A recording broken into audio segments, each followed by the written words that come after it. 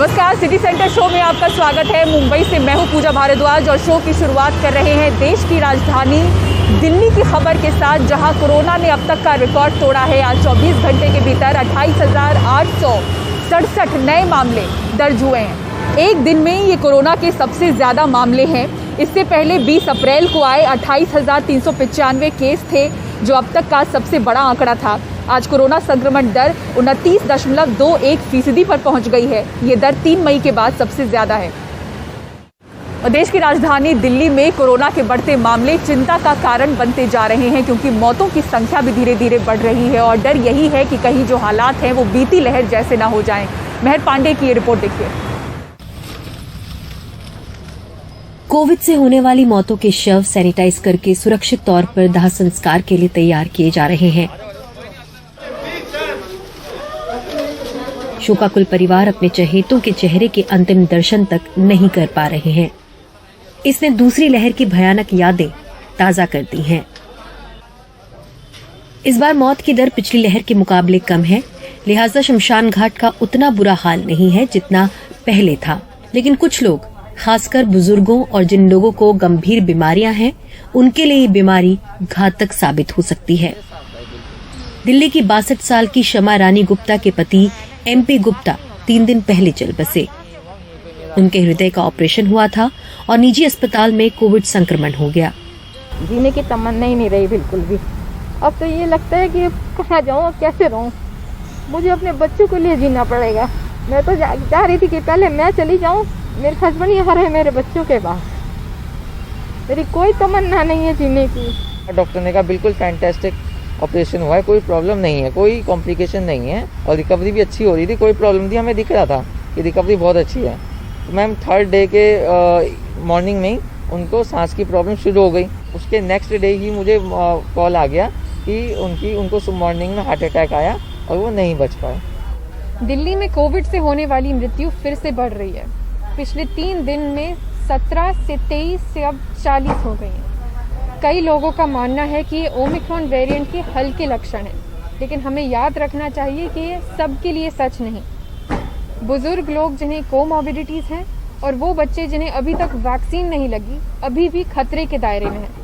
आज से 10 दिन पहले एक बॉडी आ रही थी, तो हमने उस दिन मैंने सोशल मीडिया पे डाला कि एक आंकड़ा बढ़ने वाला है। और कल आपने देखा ऑफिशियल 40 डेथ थी, जबकि 12 तो हमने ही कराई हैं। दिल्ली इतनी बड़ी है, 368 से ज़्यादा शमशान घाट हैं। हमारे एक शमशान घाट पे 12 क्रिमेशन हुए, 3 हमने बॉडी दफनाई भी हैं। तो मुझे लगता है आने वाला मंजर अभी अच्छा नहीं रहेगा, लोगों को सावधान रहना चाहिए। स्वास्थ्य मंत्रालय के सूत्रों का कहना है कि पिछले 4 दिनों में राजधानी में होने वाली 97 में से 7 मौतें बच्चों की हैं, जो चिंता की बात है।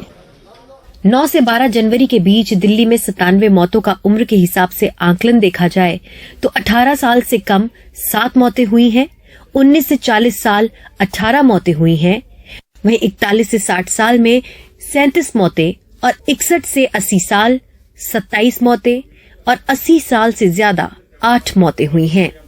नई दिल्ली से पूजा आर्या के साथ मेहर पांडे, NDTV इंडिया।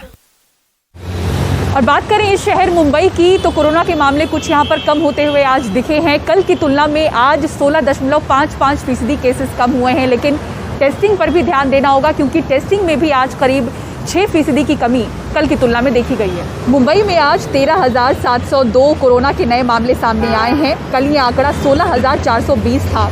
मुंबई में पॉजिटिविटी दर आज 21.73% है। और कोरोना के प्रकोप के बीच महाराष्ट्र के पुणे जिले में कोविड फ्री गांव प्रतियोगिता की शुरुआत हुई है। जीतने वाला जो गांव है उसे 50 लाख इनाम दिया जाएगा गांव के विकास के लिए। इसी बीच सेल्फ टेस्टिंग को लेकर महाराष्ट्र में IMA ने चिंता जताई है। राज्य सरकार ने संज्ञान लिया है और तमाम जो कमिश्नर्स हैं राज्य के, उन्हें चिट्ठी लिखी गई है और सेल्फ टेस्टिंग के खरीदने वालों से लेकर पॉजिटिव आने वाले मरीजों तक का आंकड़ा जुटाने के लिए कहा गया है। 4 दिन की राहत के बाद बुधवार को महाराष्ट्र में कोविड के केस 36%, तो मुंबई में 41% बढ़े। पुणे जिले ने भी 34% की बढ़त एक दिन में दर्ज की। लेकिन इसी बीच पुणे में कोरोना और ओमिक्रॉन वेरिएंट को फैलने से रोकने के लिए कोविड मुक्त गांव प्रतियोगिता शुरू की गई है। पहले पुरस्कार में गांव को 50 लाख, दूसरे नंबर पर आने वाले को 25 लाख और तीसरे विजेता को 15 लाख रुपए का नगद पुरस्कार दिया जाएगा। पुणे जिले में अब तक ओमिक्रॉन के 445 मरीज मिले हैं और जिले में करीब 32,000 एक्टिव कोविड मरीज हैं। मुंबई सर्कल के बाद पुणे सबसे ज्यादा प्रभावित है। इस स्पर्धा पुणे जिला में हम 10 जनवरी से 15 मार्च के दरमियान चलाएंगे। इस स्पर्धा में जो भी ग्राम पंचायत सबसे अच्छा काम करेगी उस और पुणे विभाग या मंडल स्तर पे जीतेगी उसको 50 लाख रुपए का विकास अनुदान उस गांव के विकास के लिए दिया जाएगा। उसके साथ साथ 22 प्रकार के एक्टिविटीज या काम प्रत्येक ग्राम पंचायत को किया जाएगा। इधर इंडियन मेडिकल एसोसिएशन ने घरों पर हो रही सेल्फ टेस्टिंग को लेकर चिंता जताई है। घर पर हो रही सेल्फ टेस्टिंग के ज्यादातर नतीजे लोग रिपोर्ट ही नहीं कर रहे।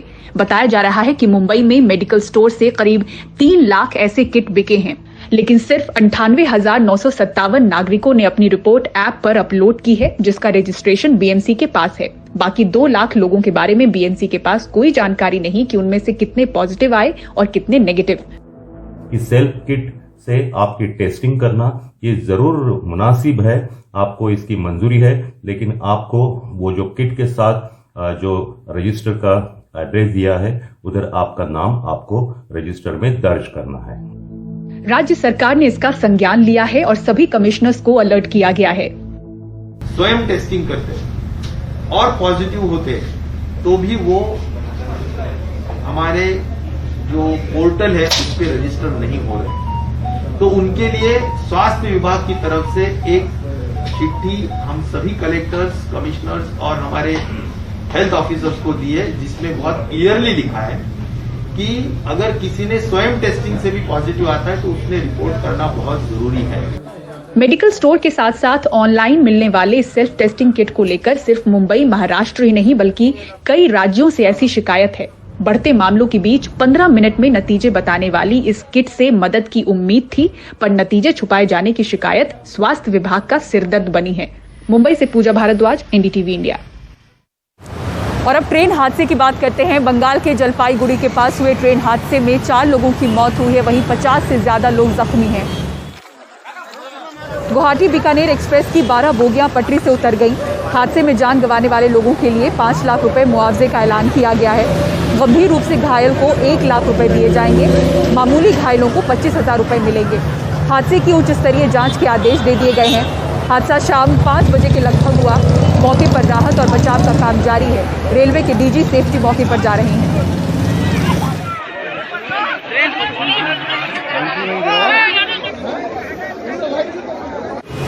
बढ़ते आगे और अब आइए बात करते हैं आने वाले उत्तर प्रदेश चुनाव की। बीजेपी में भगदड़ जारी है और आज योगी मंत्रिपरिषद के तीसरे मंत्री दारा सिंह चौहान इस्तीफा देकर सपा में शामिल हो गए। तो इस तरह से बीते 3 दिनों में बात करें तो बीजेपी के 3 मंत्रियों और 7 विधायकों ने इस्तीफा दे दिया है, लेकिन पार्टी कह रही है कि छोड़ने वाले ज्यादातर वो लोग हैं, वो नेता हैं जिनको टिकट नहीं मिलने वाला है। देखिए रिपोर्ट।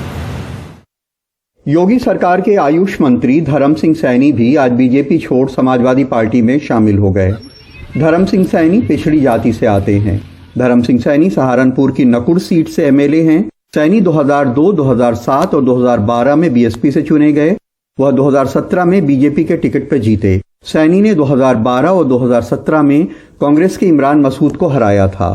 सैनी बीएसपी और बीजेपी दोनों सरकारों में मंत्री बने। सैनी ने भी अपने इस्तीफे की वजह स्वामी प्रसाद मौर्य की तरह ही दलितों, पिछड़ों, किसानों की उपेक्षा बताया है। अखिलेश यादव ने उनके साथ अपनी फोटो ट्वीट कर लिखा कि सामाजिक न्याय के एक और योद्धा धर्म सिंह सैनी जी के आने से सबका मेल मिलाप मिलन कराने वाली हमारी सकारात्मक और प्रगतिशील राजनीति को और भी उत्साह व बल मिला है। सपा में उनका ससम्मान हार्दिक स्वागत एवं अभिनंदन। 22 में समावेशी सौहार्द की जीत निश्चित है। दलित पिछड़े वर्ग के लोगों का उत्पीड़न जिस तरीके से हो रहा था, ये आवाज बुलंद करी थी विधायकों ने, मंत्रियों ने, लेकिन इसे दबा दिया गया था। अलग अलग ग्रुप में बुला करके सरकार ने अपने दबाव में लेकर के उनकी आवाज बंद कर दी गई थी। उसी दिन से सबने तय कर लिया था कि सही समय आने पर हम जो है इसका जवाब देंगे और इसी का सिलसिला आज शुरू है। सबसे पहले बीजेपी छोड़ने वाले मंत्री स्वामी प्रसाद मौर्य का बंगला इस दल बदल का केंद्र है। सुबह से ही यहाँ तमाम तरह के असंतुष्टों की भीड़ लग जाती है। औरैया के विधूना से विधायक विनय शाक्य भी आज आए और बांदा की तिंदवारी सीट के ब्रजेश प्रजापति भी। लेकिन आज सबसे पहले इस्तीफा देकर यहां पहुंचे फिरोजाबाद की शिकोहाबाद सीट से बीजेपी एमएलए मुकेश वर्मा। ये बाबा नहीं बवाल है, ये भाजपा के काल हैं। दलितों के साथ, पिछड़ों के साथ, शोषितों के साथ, इवन दैट स्टूडेंट के साथ भी, किसानों के साथ, जो उनका हक था, जो उन्हें मिलना चाहिए था, इन्होंने केवल और केवल उनका लिया, उन्हें कुछ नहीं दिया, कुछ भी नहीं दिया। स्वामी प्रसाद मौर्य का दावा है कि आने वाले दिनों में बड़ी तादाद में बीजेपी मंत्री और विधायक पार्टी छोड़ देंगे।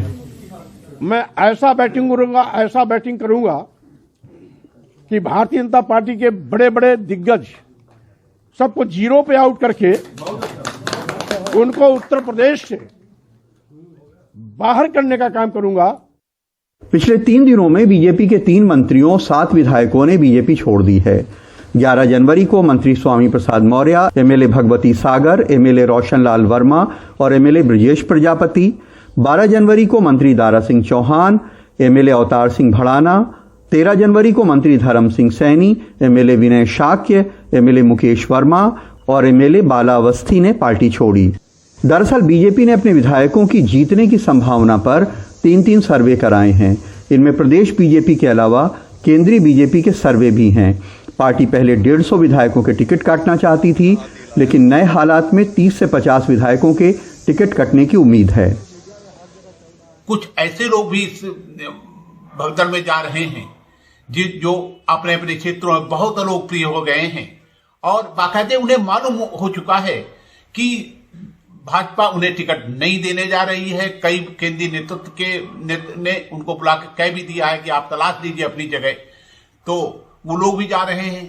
लेकिन यदि इस तरह के लोगों को समाजवादी पार्टी टिकट देगी तो निश्चित रूप से उसका नुकसान ही होगा।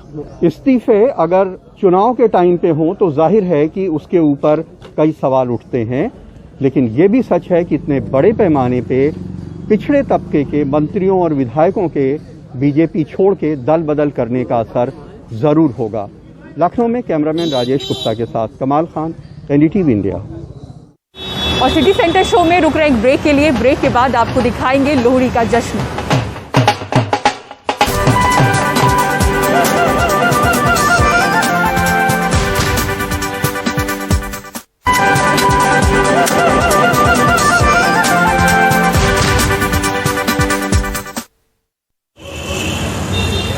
और देश भर में आज लोहड़ी का त्यौहार मनाया जा रहा है। हालांकि इस त्यौहार पर भी कोरोना का साया नजर आया, पर एहतियात बरतते हुए किस तरह से लोग इस पर्व को मनाते हुए दिखे, आपको तस्वीरों के जरिए दिखाते हैं। ये राजधानी दिल्ली की तस्वीरें हैं। लोग पूरे कोविड प्रोटोकॉल का पालन करते हुए लोहड़ी मनाते हुए दिखे। बढ़ते कोरोना मामलों के चलते यहाँ नाइट कर्फ्यू लगा हुआ है। उससे पहले ही लोगों ने कम लोगों की मौजूदगी में लोहड़ी उत्सव मनाया। वहीं चंडीगढ़ में कोविड प्रोटोकॉल का पूरा ध्यान रखते हुए लोहड़ी के त्यौहार में लोग शरीक हुए। लोहड़ी का जश्न जम्मू कश्मीर के बारामूला जिले में भी दिखा। यहां भारतीय जवान नाचते गाते जश्न मनाते दिखे।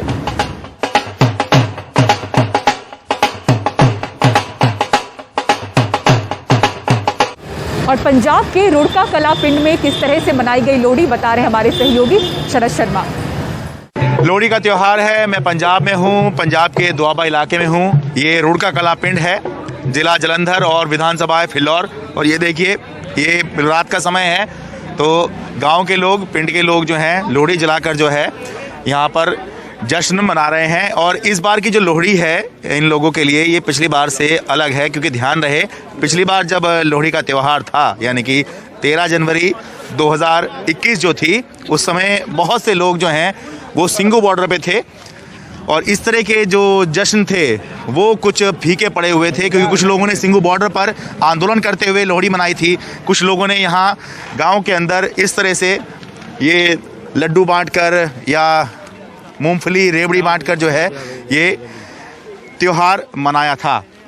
आप पिछले साल इस समय पर सिंगू बॉर्डर पे थे? हाँ, सिंगू बॉर्डर पर थे हम, KFC में थे अच्छा, हाँ, बहुत लंबा चौड़ा था। हाँ। तो ये लोहड़ी आपके लिए कैसे अलग है, थोड़ा बताइए, लोगों को पता चले।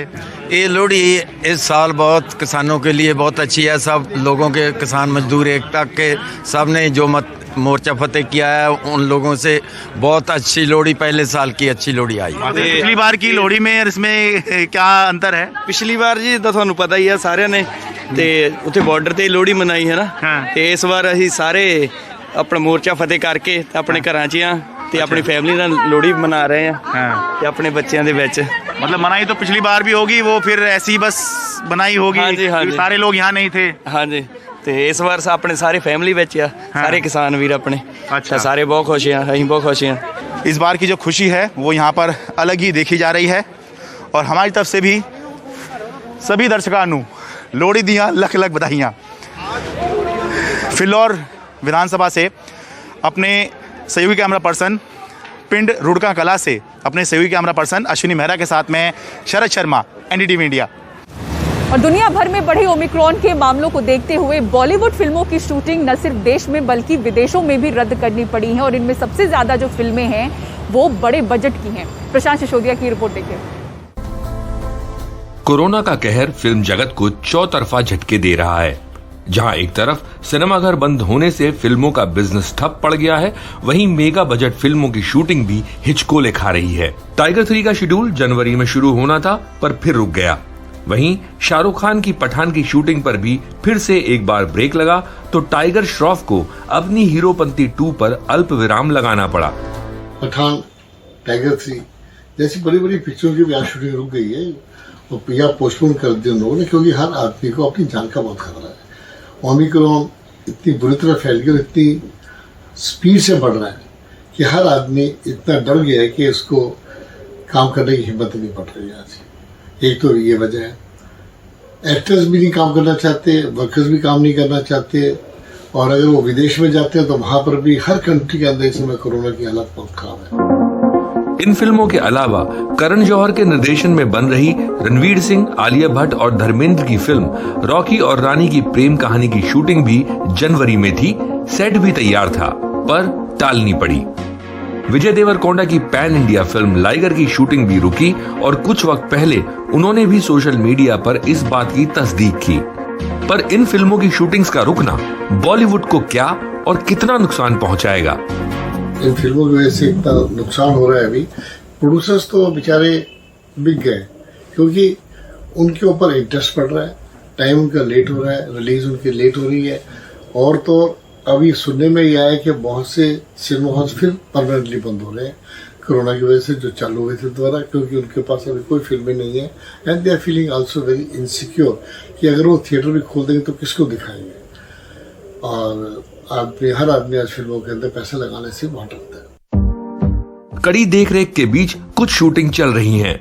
कुछ ऐसी जगह शिफ्ट कर दी गई हैं जहां कोविड के मामले कम हैं, पर पूरी तरह से शूटिंग की रौनक लौटने और लाइट्स, कैमरा और एक्शन की आवाजें एक बार फिर से सेट पर गूंजने में शायद थोड़ा वक्त और लगेगा। मुंबई से प्रशांत सिसोदिया की रिपोर्ट। और सिटी सेंटर शो में फिलहाल इतना ही। पूरी टीम को दीजिए इजाजत। खबरों के लिए बने रहें एनडीटीवी इंडिया के साथ। नमस्कार।